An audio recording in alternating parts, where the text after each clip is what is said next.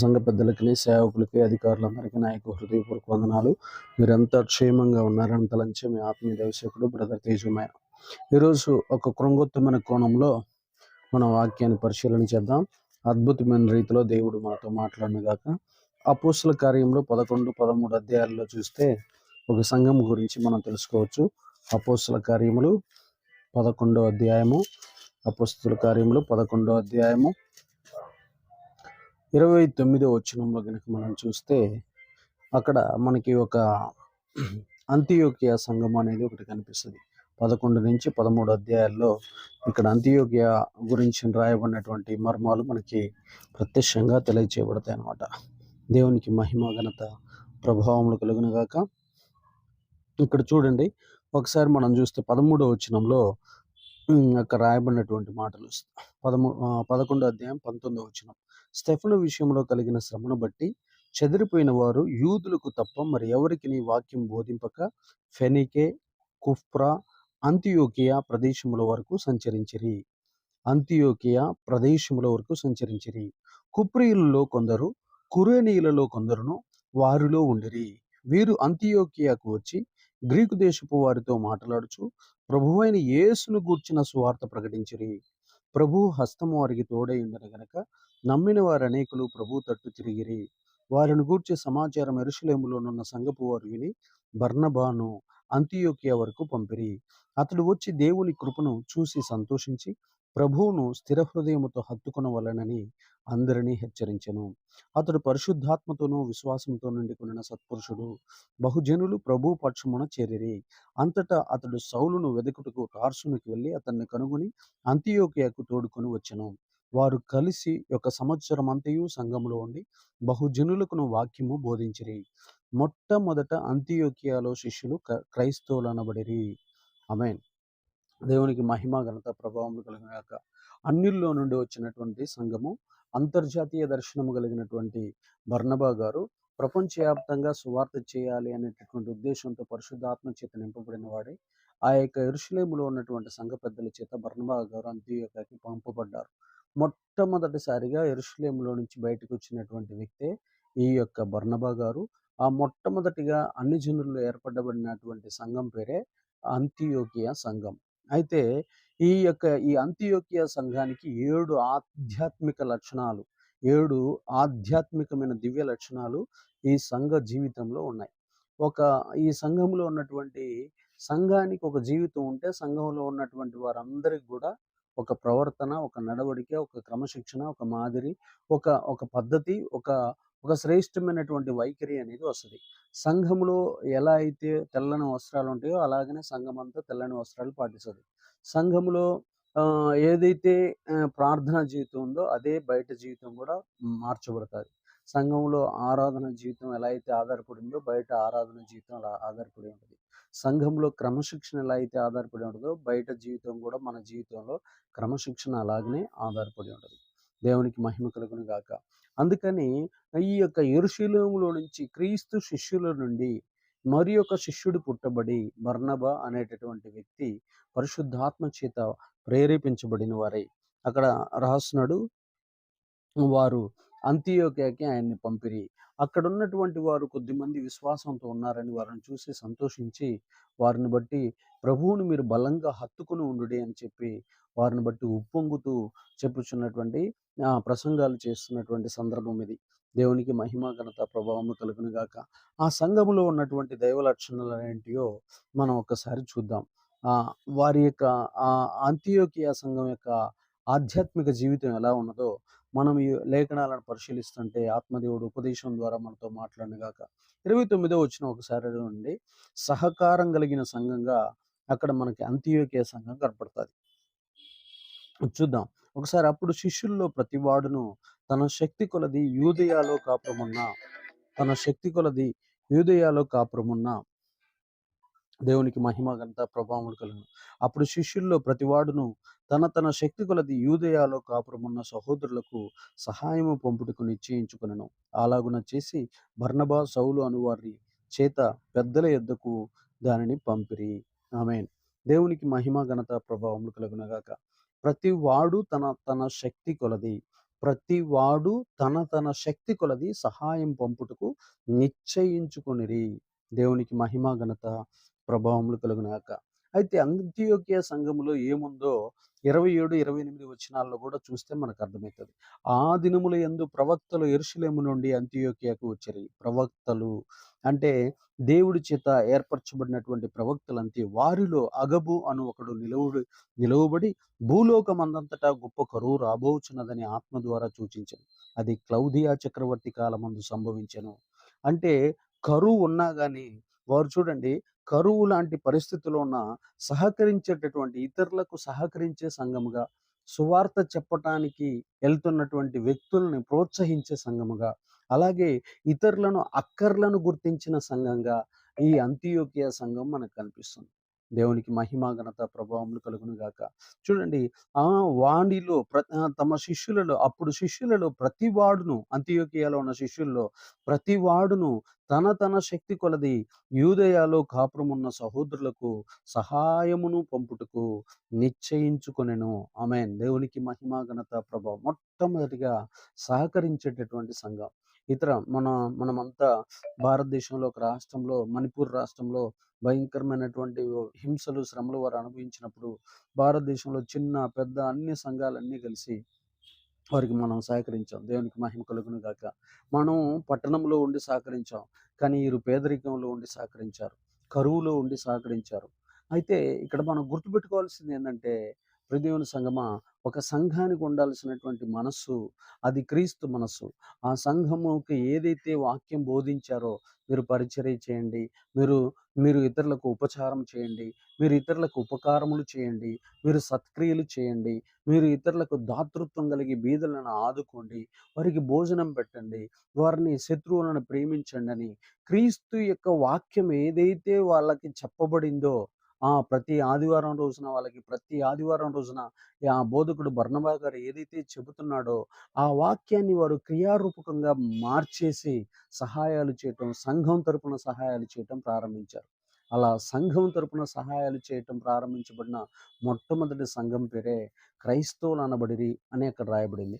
అంతియోకియాలో ఉన్నటువంటి సంఘాన్ని క్రైస్తవుల సంఘం అనిరి. అంటే క్రీస్తు యొక్క పోలికలో కనబడినది కాబట్టి వారిని క్రైస్తవులు అనిరి అని అక్కడ ఎంతో స్పష్టంగా మనకి మొట్టమొదటిసారిగా క్రైస్తవులు అనే పదము అక్కడ మనం చూస్తున్నాం 26వ వచనంలో. దేవునికి మహిమ ఘనత ప్రభావములు కలుగును గాక. తర్వాత 13వ అధ్యాయము ఒకసారి మనం చూద్దాం. అపోస్తుల కార్యములు 13వ అధ్యాయము 11వ వచనం. 11వ వచనాన్ని ఒకసారి చూస్తే, ఇదిగో ప్రభువు తన ఇదిగో ప్రభువు తన చెయ్యి నీ మీద ఎత్తి ఉన్నాడు. నీవు కొంతకాలం గుడ్డివాడవై సూర్యుని చూడకుందువని చెప్పెను. వెంటనే మబ్బును చీకటి అతన్ని కమ్మెను గనుక అతడు తిరుగుచూ ఎవరైనా చెయ్యి పట్టుకుని నడిపింతురా అని వెదుకుచుండెను. అంతటా ఆ అధిపతి జరిగిన దాన్ని చూసి ప్రభువు బోధకు ఆశ్చర్యపడింది. చూడండి ప్రియ దేవుని బిడ్డలారా, ఇక్కడ ఇక్కడ ఈ ఇక్కడ పౌలు బర్నబా చేస్తున్నటువంటి పరిచర్యలో అయితే ఈ ఇక్కడ పౌలు బర్నబా గారు చేస్తున్నటువంటి పరిచర్యలో వారు చేతులుంచారు. ప్రవక్తలు ఎప్పుడైతే వచ్చి చేతులేశారో అక్కడ ఇక్కడ ఈ ఈడి పేరేం పేరు? ఒకసారి మనం ఇక్కడ గారడి వాడు 8వ వచనంలో. అయితే ఎలుమ ఆ అధిపతి విశ్వాసము నుండి తొలగివలనని యత్నము చేసి వారిని ఎదిరించెను. ఎలుమ అను పేరునకు గారడి వాడని అర్థం. ఈ గారడి అనేటటువంటి వాడు ఏం చేస్తున్నాడంటే, సంఘానికి హానికరంగా పౌలు బర్నబాలు గారు చేస్తున్నటువంటి పరిచర్యకు హాని చేసేటటువంటి వారిగా ఉన్నారు.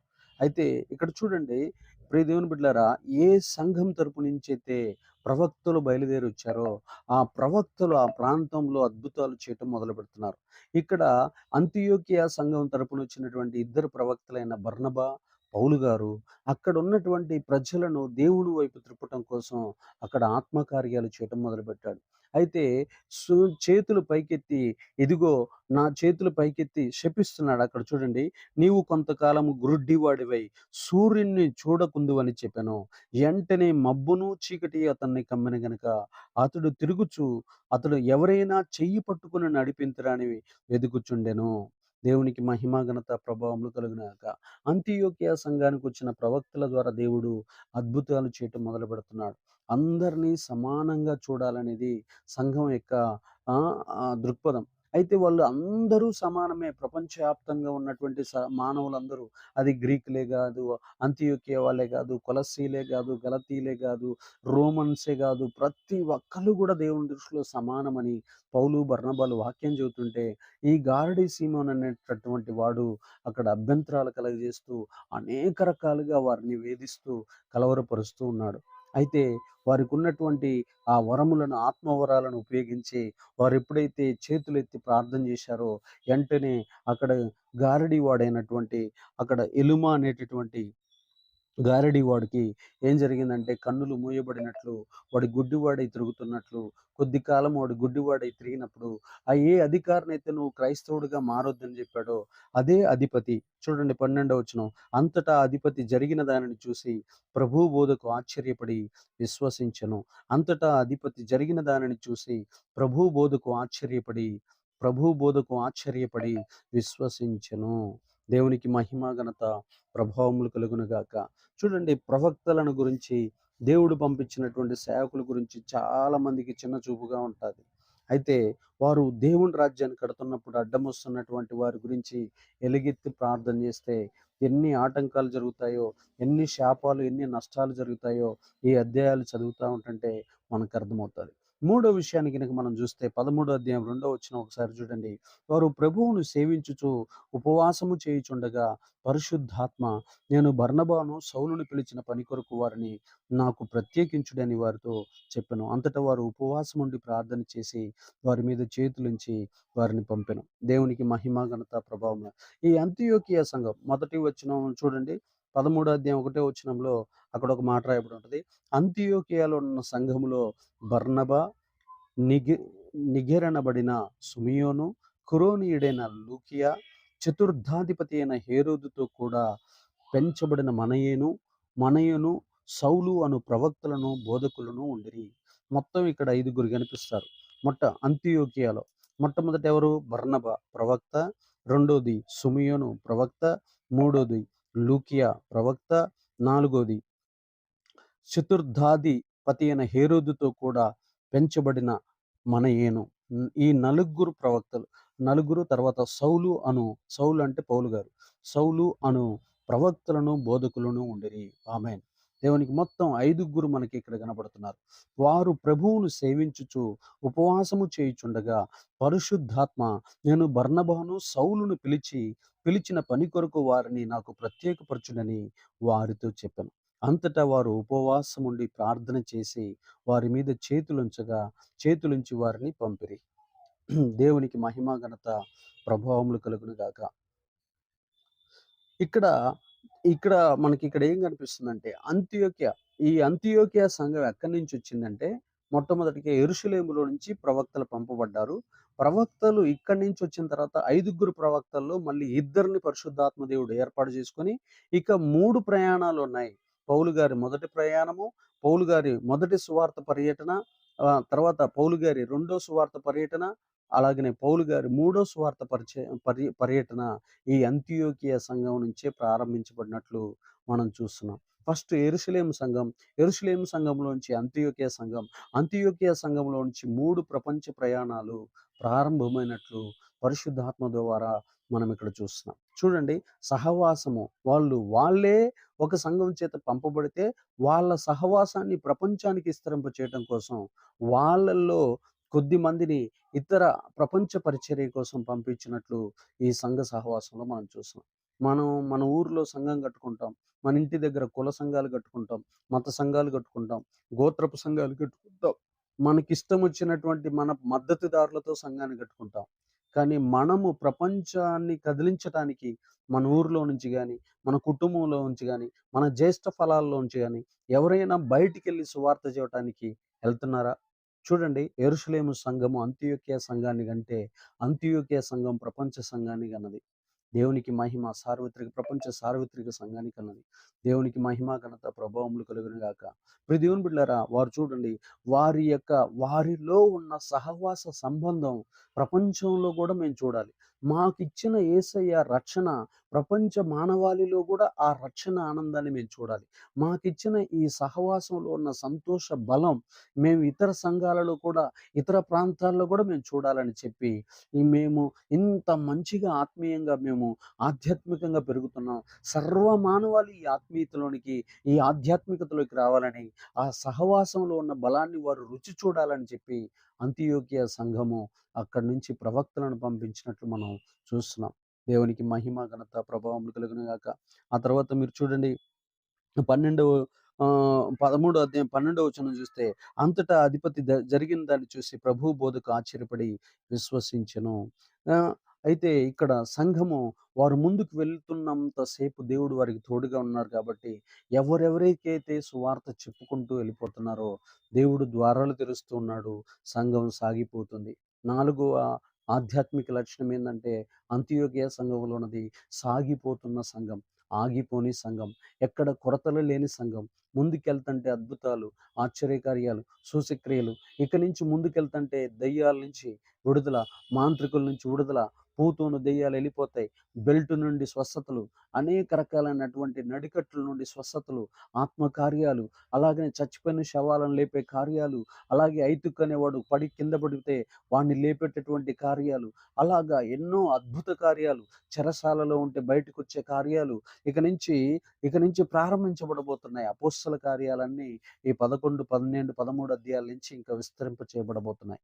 భూలోకాన్ని తలక్రిందులు చేసిన వారు ఇక్కడికి వచ్చి ఉన్నారని చెప్పి గ్రీకులు మాట్లాడేంత గొప్ప శక్తివంతమైనటువంటి పరిచారకులుగా, భూమిని తలక్రిందులు చేసే పరిచారకులుగా, ప్రవక్తలుగా అక్కడ పౌలు, బర్నబాలు కనబడుతున్నట్లు మనం బైబిల్లో చూస్తున్నాం. దేవునికి మహిమ, ఘనత, ప్రభావములు కలుగును గాక. చూడండి ప్రియ దేవుని సంగమా, ఇక రాస్తున్నటువంటి మాటలు కనుక మనం చూస్తే, నిత్యము సాగిపోతుంది. వారు ఎవరికైతే సువార్త చెప్తున్నారో వారంతా విశ్వసిస్తున్నారు. యేసు ప్రభువారే నిజమైన దేవుడు. భూలోకంలో ఉన్న మట్టి విగ్రహాలు, ఇయన్నీ ప్రకృతిని మనం ఆరాధించకూడదని డిసైడ్ అయిపోయి, అక్కడ ఆ అద్భుతాలు చూసి, ఆ స్వస్థత కార్యాలు చూసి, ఆ మహత్కార్యాలు చూసి అనేక మంది విశ్వసిస్తున్నట్లు మనం బైబిల్లో చూస్తున్నాం. దేవునికి మహిమ, ఘనత. మొట్టమొదటిది ఏందయ్యా అంటే సహకరించేటటువంటి సంఘం. రెండోది ఏందయ్యా అంటే అద్భుతాలు చేసినటువంటి సంఘం. మూడోది ఏందంటే సహవాసాన్ని కొనసాగించిన సంఘం. నాలుగోది ఏందంటే సాగిపోతున్న సంఘం. ఐదోది ఏందయ్యా అంటే 11వ అధ్యాయము 29వ వచనాన్ని ఒకసారి మనం చూద్దాం. అప్పుడు శిష్యులలో ప్రతివాడును తన తన శక్తి కొలది యూదయలో కాపురమున్న సహోదరులకు సహాయము పంపుటకు నిశ్చయించుకొనెను. సహోదరత్వం కలిగిన సంఘం. ఐదోది ఏందయ్యా అంటే అంతియోకియ సంఘంలో ఉన్న గొప్పతనము సహోదరత్వం. ప్రపంచంలో ఉన్నటువంటి మనుషులందరూ దేవుని పిల్లలే అని నమ్మిన సంఘం. ఈ రోజున ఇప్పటికి కూడా మన ఇండియాలో 4 రకాలైన వర్ణ వ్యవస్థలు ఉన్నాయి. ఓసీ, బీసీ, ఎస్సీ, ఎస్టీ, ఇలాగా అనేక రకాలుగా విభేదాలు కలిగించి, మనుషుల మధ్య విభేదాలు సృష్టించి, ఆర్థిక సంబంధమైనటువంటి భేదాలు, వర్గ భేదాలు, ప్రాంత భేదాలు కలిగించి, మనుషులను చీల్చి విభజించి పాలన చేస్తున్నారు మన దేశంలో అధికారులు. అయితే ఇక్కడ రాస్తున్నటువంటి మాట ఏందంటే, మేము తండ్రికి ఎలా అయితే కుమారులమో, మా తోటి సహోదరులు ఎక్కడైతే ప్రపంచవ్యాప్తంగా ఇంకా మనుషులున్నారో వారు కూడా సహోదరులే మాకు. అంటే వారు అన్యులు కాదు, వారు వ్యర్థులు కాదు, వారు నరకానికి పోవాల్సిన అవసరత వారికి లేదని చెప్పి, వారి యొక్క ఆత్మను రక్షించడం కోసం వారికి ఆర్థిక సహాయాలు చేశారు. ఎందుకు సహాయం చేశారంటే, వారు కూడా మా సహోదరులే, వారు కూడా మాకు సహోదరులే. అంటే సహోదరత్వాన్ని నేర్పింది అంతియోకియ సంఘం. సహోదరత్వాన్ని నేర్పింది. ఈ రోజున పెంతుకోస్తు, లూథరన్, సిఎస్ఐ, బాప్టిస్టు, ఇలాగా రోమన్ క్యాథలిక్, ఇలాగా సంఘ భేదాలు పెట్టుకొని కొద్దిమంది ఆ డినామినేషన్ మాత్రమే మాట్లాడుకుంటారు. వేరే డినామినేషన్ వాళ్ళని సూటిపోటు మాటలతో పొడిచి పొడిచి చంపుతా ఉంటారు. అలా ఉండకూడదు. అది కాదు మనల్ని నేర్పింది యేసయ్య. ఈ అంతియోకియ సంఘం చూడు, ఇంకా ప్రపంచంలో సంఘాలు ఏర్పడక తలికే బయటున్న ప్రజలు కూడా మా సహోదరులే, మా యొక్క యెహోవా దేవుని బిడ్డలే, అందరూ ఆదాములో నుంచి వచ్చిన వారే. అసలు కులము, మతము, జాతి, ఈ విషబీజాలు నాటింది సాతానుగాడు. ఈ యొక్క వర్గభేదాలు నాటింది సాతాను. ఆది ఘట సర్పమైనటువంటి సాతాను ఇయన్నీ మనుషుల్లో కూర్చాడు, నూర్చాడు. వాళ్ళల్లో నూరిపోశాడు కాబట్టి ఇవన్నీ మాట్లాడుకొని ఒకరినొకరు పొడుచుకుంటున్నాం, చంపుకుంటున్నాం, గుద్దుకుంటున్నాం. కాబట్టి మనమంతా భూలోకంలో ఉన్న మనుషులంతా కూడా క్రీస్తు రక్తం చేత మనం కడగబడితే, క్రీస్తు ఆత్మ చేత నింపబడితే, క్రీస్తు వాక్యం చేత శుద్ధి చేయబడితే, మనమంతా తండ్రి అయిన దేవుని కుమారులమే, కుమార్తెలమే అని ఈ యొక్క అంతియోక్య సంఘంలో సహోదరత్వాన్ని మనం కనిపెట్టొచ్చు. దేవునికి మహిమ, ఘనత, ప్రభావములు కలుగును గాక. ఆ తర్వాత 13 అధ్యాయము 1 వచనం ఒకసారి చూడండి. అంతియోకియలో అంతియోకియాలోనున్న సంఘములో బర్నబా, నిగిరేననబడిన సుమియోను, కురేనీయుడైన లూకియా, చతుర్థాధిపతి అయిన హేరోదు కూడా హేరోదు చేత కూడా పెంచబడిన మనయేను, సౌలు అను ప్రవక్తలను బోధకులు ఉండిరి. దేవునికి మహిమ, ఘనత, ప్రభావములు కలుగును గాక. దేవుని వాక్యాన్ని గట్టిగా బోధించేటటువంటి బోధకులు ఆ సంఘంలో ఉన్నారు. ప్రపంచాన్నే తలక్రిందులు చేసేటటువంటి బోధకులను ఆ సంఘంలోనికి పరిశుద్ధాత్మ దేవుడు పంపించాడు. ఒక బోధ చేశారంటే ఆ బోధలో స్థిరంగా నిలబడేటట్లు, స్థిరంగా కూర్చునేటట్లు, ఆ బోధ కోసం ప్రాణం పెట్టేటటువంటి దైవ సేవకులను దేవుడు అంతియోకియ సంఘంలోకి పంపించినట్లు మనం చూస్తున్నాం. సంఘ సిద్ధాంతాలు, సంఘ సిద్ధాంతాన్ని కాపాడింది అంతియోకియ సంఘం. సంఘానికి ఏ సిద్ధాంతం అయితే నేర్పారో సేవకులు, అదే సిద్ధాంతం కోసం ప్రాణం పెట్టింది అంతియోకియ సంఘం. ఏ సంఘం అయితే సిద్ధాంతం మీద నిలబడతాదో, ఆ సిద్ధాంతం కోసం ప్రాణం పెడతాదో, దాన్ని సాతానుగాడు కదిలించలేడు. అయితే చాలామంది సిద్ధాంతాలు తప్పిపోతా ఉంటారు. కొంతమంది చూడండి, దేవుడు ఒక నియమం పెడతాడు. మనం అన్యులతో వివాహం చేసుకోకూడదని ఒక సిద్ధాంతం అది. కానీ ఏముందిలే లైట్‌గా తీసుకుందాం. అయన్నీ ఆడపాటిత్తంలే మనం. మన వల్ల కాదులే అని చెప్పి అన్యులకి పిల్లల్ని, కూతుర్లని, కొడుకుల్ని ఇస్తారు. వాళ్ళొచ్చి రాసి రంపాన పెడతా ఉంటారు. వాళ్ళొచ్చి సినిమాలు చూడటం, వాళ్ళొచ్చి వ్యభిచార క్రియలు చేయటం, వాళ్ళొచ్చి పాపపు మాటలు మాట్లాడటం, బూతులు మాట్లాడుతా ఉంటే జీవితాంతం వేధించబడటం తప్ప వేరే వేరే పని మనకుండదు.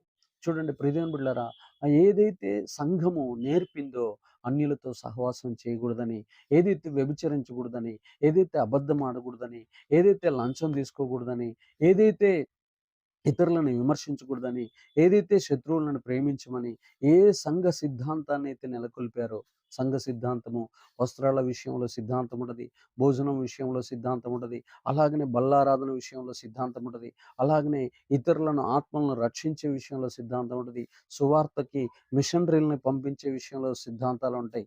ఈ సిద్ధాంతాలు ఏవి మనం తప్పకుండా ఏదైతే పరిశుద్ధాత్మ దేవుడు సిద్ధాంత బోధన చేశాడో, ఆ బోధకులు బోధించిన ఆ బోధలో మనం నడవటం మన యొక్క సిద్ధాంతమైనది.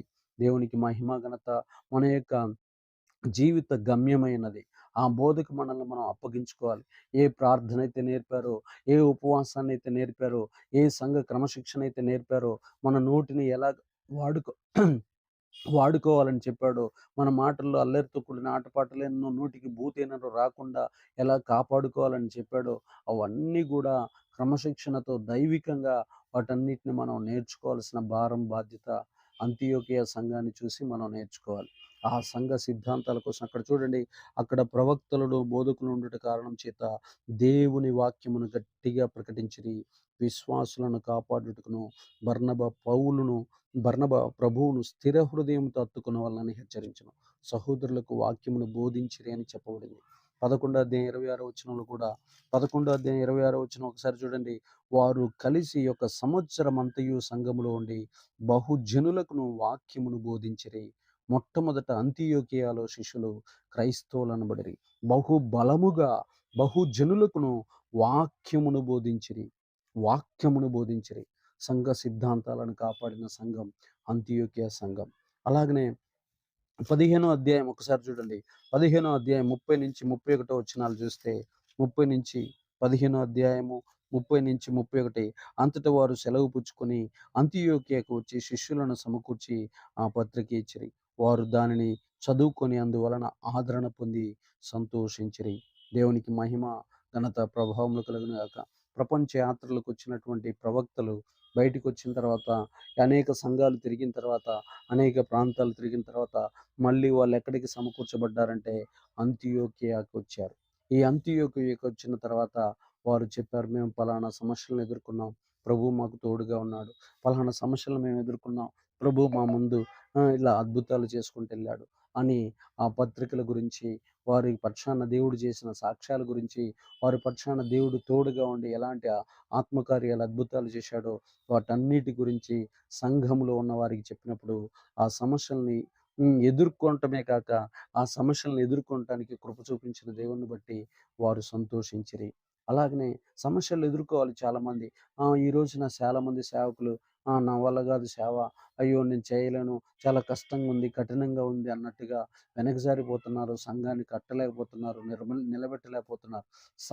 సంఘాన్ని కడుతున్నప్పుడు అనేక సమస్యలు, శోధనలు, ఇరుకులు, ఇబ్బందులు వచ్చినప్పుడు ఈ అంతియోక్య సంఘం మాత్రము, మీరు ముందుకు సాగండి, మేము వెనక మీకు సపోర్ట్‌గా ఉంటాం, మేము ప్రార్థన పరులుగా ఉంటాం, మీకోసం మేము ఉపవాసాలు ఉంటాం, మీరు సువార్త చేస్తున్నప్పుడు మీ పక్షాన దేవుడు అద్భుత ఆత్మకార్యాలు, సూచక్రియలు, గొప్ప గొప్ప కార్యాలు జరుగులాగున ఆదిఘట సర్పమైన సాతాను చేతిలో నుండి అనేక మంది ప్రజలను దేవుని వైపు త్రిప్పటం కోసం మీకోసం మేము ప్రార్థన చేస్తాం, మీకోసం మేము ఉపవాసాలు ఉంటాం, మీకోసం మేము త్యాగాలు చేస్తాం అని వారు సమస్యలను ఎదుర్కొన్నటువంటి సంఘముగా, ఆ సమస్యలు ఎన్ని వచ్చినా కానీ వాటన్నిటిని ఎదుర్కొనేటటువంటి ఆ ప్రార్థన సపోర్టు అంతియోకియా సంఘం ఇచ్చినట్లు మనం చూస్తున్నాం.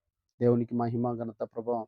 ఈ అంతియోకియా యెరూషలేము సంఘం నుంచి ప్రారంభమైన క్రీస్తు సువార్త అంతియోకియా నుంచి ప్రపంచపు నలుదిక్కులకి వెళ్ళిపోయింది. పౌలు గారు 3 ప్రయాణాలు చేసినా, ఎంత దూరం వెళ్ళినా మళ్ళీ చివరికి అంతియోకియా సంఘం కాడికే వచ్చినట్లు మనం చూస్తాం.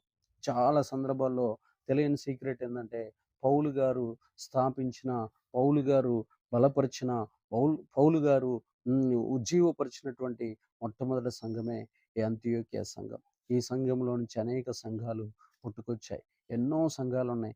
కొలస్సీ సంఘం, గలతీయ సంఘం, ఎఫెసీ సంఘం, ఫిలిప్పీ సంఘం, అలాగా హెబ్రీ ఈ హెబ్రీల సంఘం, అనేక సంఘాలు మనకి బైబిల్‌లో కనిపిస్తాయి. ఆ సంఘాలన్నిటిని దీన్ని బేస్ చేసుకొని, ఇక్కడ చెప్పినటువంటి బోధనలను బేస్ చేసుకొని, ఇక్కడ చెప్పిన ప్రజలకు ఏదైతే నేర్పారో దాన్ని ఆధారం చేసుకొని మిగతా సంఘాలన్నిటిని పౌలు గారు స్థాపించినట్లు మనం బైబిల్‌లో చూస్తున్నాం.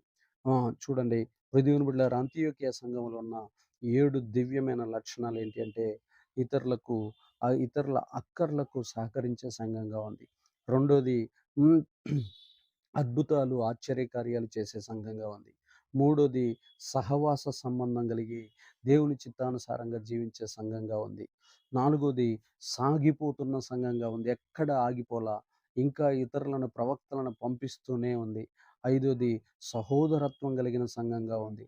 ఆరోది, సంఘ సిద్ధాంతం కోసం నిలబడిన సంఘంగా, సంఘ సిద్ధాంతాన్ని కాపాడిన సంఘంగా ఉంది. ఏడోది, సమస్యలను ఎదుర్కొని క్రీస్తు నామానికి మహిమను తెచ్చిన సంఘంగా ఉంది. సమస్యలు వస్తున్నాయని చెప్పి ముడుక్కోలేదు, సమస్యలు వచ్చి మీద పడతాయని చెప్పి దాక్కోలేదు కానీ, ఆ సమస్యలను ఎదుర్కొంటూ ముందుకెళ్ళిన సంఘంగా అంతియోకియా సంఘం మనకి బైబిల్‌లో కనిపిస్తుంది. కాబట్టి ఇలాగా మన మన ఇంటి దగ్గర కానీ, మనం వెళ్తున్న సంఘంలో ఇలాంటి సంఘం యొక్క లక్షణాలు ఉండాలని కోరుకుంటున్నా.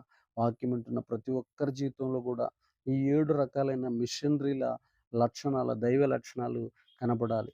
మనం పిల్లలు కనడం గొప్పతనం కాదు, ఆ పిల్లల్ని దేవుడికి ప్రతిష్ఠించాలి. ఆ పిల్లలు పుట్టంగానే నువ్వు అది కావాలి, ఇది కావాలని పేరు పెట్టడం కాదు. ప్రభువా నీ చిత్తం ఏంటి? ఒకవేళ నీ చిత్తం చెప్పకపోయినా, జ్యేష్ఠ కుమారులందరూ నీ పిల్లలే అని చెప్పావు, నీ సేవకు అంకితమయ్యే భాగ్యం ఇవ్వయ్యా అని చెప్పి ఆ పిల్లల్ని దేవుని సేవకు సమర్పించాలి. అలాగే మనం ఎప్పుడైతే ఈ అంత్యోక్య సంఘం లక్షణాలు మనం కలిగి ఉంటామో, అంత్యోక్య సంఘం దేవుని దృష్టిలో ఎంత గొప్ప పేరు ప్రతిష్టలు, ఘనతను పొందిందో, అలాంటి పేరు ప్రతిష్ట, ఘనత దేవుడు మన కుటుంబాలకి, మన జీవితాలకి కలిగించునుగాక. దేవుడి మాటలను దీవించి, అభిషేకించి, ఆశీర్వదించి స్థిరపరచునుగాక. ప్రార్థన చేసుకుందాం. పరిశుద్ధ దేవ, అద్భుతమైన రీతిలో ప్రభువా, ఈ పిల్లలతో మాట్లాడిన విధానాన్ని బట్టి వందనాలు, స్తోత్రాలు. ఆశ్చర్యకరుడు, ఆలోచనకర్త ప్రభువా, అంత్యోకియా సంఘములో ఉన్నటువంటి ప్రతి ఒక్క ఆధ్యాత్మిక విలువలను, దివ్య లక్షణాలన్నిటినీ పిల్లలకు తెలియజేశానయ్యా. వాటిలో ఉన్న మర్మాలు వారు గ్రహించి దాని ప్రకారం ముందుకు సాగటానికి తగిన భాగ్యమును నాయన ప్రతి ఒక్కరికి నువ్వు దయచేయి. చెప్పబడినటువంటి ప్రతి మాట సంఘానికి ఎంతో విలువైనదిగా, సంఘ క్షేమానికి అలాగనే ప్రభా ఈరోజు వాక్యం వింటున్న ప్రతి ఒక్కరు కూడా ఆ వాక్యము ద్వారా ఇతర వారి చేతిలో ఉన్నటువంటి పిల్లలను గానీ, వారి చేతిలో ఉన్న ధనము ద్వారా గానీ, వారి చేతిలో ఉన్న కాలము ద్వారా గానీ, వారి చేతిలో ఉన్న టాలెంట్స్ ద్వారా గానీ, నీ సంఘానికి ఉపయోగపడే విధంగా అయ్యా పురికొల్పుతావని, వారి కాడ ఉన్నటువంటి సామర్థ్యాలను మరుగు చేసుకోకుండా, అవి మట్టిలో కలిసిపోకుండా, ఆ సామర్థ్యాలన్నీ నీ సంఘ ఎదుగుదల కోసం వాడేటట్లు చేస్తావు నమ్ముచు, నజరేయుడైన యేసుక్రీస్తు నామమున అడిగి వేడుకొని పొందుకొని ఉన్నాము తండ్రి.